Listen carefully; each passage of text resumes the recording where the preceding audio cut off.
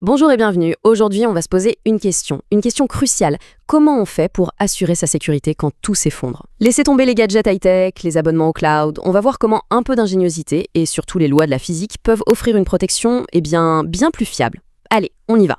Imaginez un peu le scénario. Plus de courant, et ça depuis plusieurs jours. Le quotidien, la normalité, tout ça, ça s'est évaporé.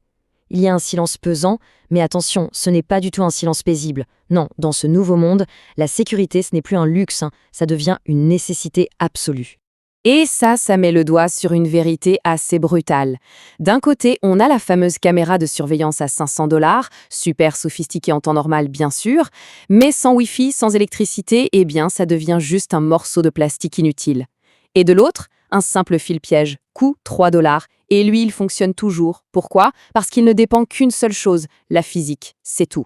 Et on touche là au cœur du problème en fait. C'est notre dépendance à une infrastructure technologique qui est au final incroyablement fragile.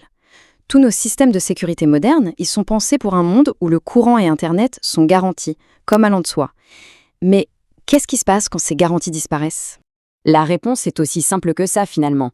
Pas de connexion, pas de notification. Pas de courant, plus de caméras, plus de capteurs, plus rien. Toutes ces forteresses numériques qu'on a construites autour de nos maisons, elles s'effondrent en une seconde. Et ça nous laisse complètement vulnérables. Et pourtant, la solution, elle n'est pas nouvelle du tout. L'histoire nous montre bien qu'on peut assurer une sécurité super efficace avec des moyens vraiment rudimentaires. Ces gens-là n'avaient pas d'électricité, non? Ils avaient quoi? Des principes de base, de la ficelle et surtout de l'ingéniosité. Alors venons-en à la solution qui est au cœur de notre analyse. Une alarme de périmètre qui coûte moins cher qu'un café, qui se construit en 5 petites minutes et qui pourtant est d'une efficacité absolument redoutable. La liste du matériel, elle parle d'elle-même. Franchement, il n'y a rien de complexe là-dedans. Ce sont des objets du quotidien, des choses qu'on peut trouver dans n'importe quel tiroir de bricolage. L'accessibilité, c'est vraiment la clé ici. Et voilà le coût total. 3 $. C'est tout. C'est le prix de la tranquillité d'esprit à un moment où des systèmes à plusieurs centaines de dollars sont complètement hors jeu. C'est presque dérisoire quand on y pense. Et même si on ne peut rien acheter, ce n'est pas grave. Tout est récupérable. Imaginez un scénario où les magasins sont fermés. La moindre décharge devient une mine d'or pour trouver des composants. C'est vraiment une mentalité de récupération, d'adaptation. Bon, voyons maintenant à quel point c'est simple à fabriquer. Pas besoin d'être ingénieur, je vous rassure. Il suffit juste de comprendre un principe tout bête et en quelques minutes, hop, le système est prêt à fonctionner. C'est là que réside tout le génie du système. La pince à linge, ce n'est pas juste une pince. En fait, c'est un interrupteur électrique tout simple. Un interrupteur normalement ouvert. Les 2 mâchoires en métal, ce sont les 2 bornes. Le reste, c'est juste une histoire de connexion.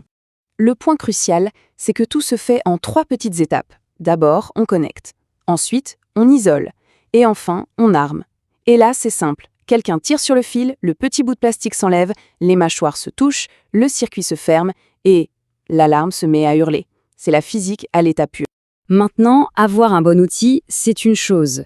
Savoir bien l'utiliser, c'en est une autre. La construction, on a vu, c'est facile. Mais c'est le déploiement, la stratégie de placement qui va rendre ce système vraiment redoutable. Et là, ce sont les petits détails qui font toute la différence. Le ruban adhésif noir, par exemple, il protège de la pluie et en plus, il évite les reflets. On camoufle le fil avec un marqueur et il devient quasi invisible dans le noir.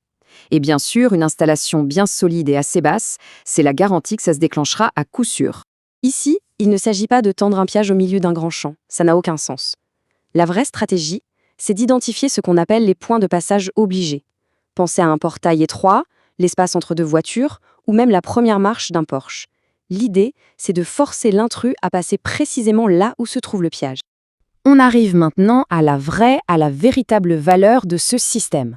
Parce que cette alarme, elle ne fait pas que du bruit. Non, elle produit quelque chose de bien plus précieux, surtout dans une situation de crise. C'est là qu'on voit sa double fonction. Pour la personne qui est à l'intérieur, évidemment, c'est une alerte. Mais pour l'intrus, imaginez, un son strident, soudain, dans un silence de mort. C'est terrifiant.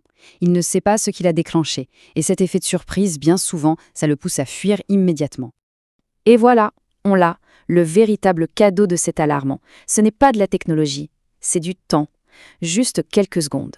Mais c'est le temps qu'il faut pour se réveiller, pour comprendre ce qui se passe et pour réagir. Et dans un scénario de survie, Ces quelques secondes peuvent faire toute la différence entre le contrôle et le chaos. Et c'est là que l'avantage du faible coût devient vraiment évident. Pour moins de 10 $, on peut mettre en place une défense à plusieurs niveaux. Un premier périmètre près du portail, par exemple. Un deuxième près de la porte d'entrée. Et chaque alarme qui se déclenche, ça donne plus d'informations et surtout, plus de temps. On termine donc avec cette question qui résume tout. En pleine crise, quand les écrans sont noirs et que les réseaux sont muets, sur quoi compte-t-on vraiment? Les applications ou la physique? Finalement, les solutions les plus fiables sont souvent les plus simples, celles qui reposent sur des principes qui ne changent jamais. Une belle leçon de résilience et d'ingéniosité.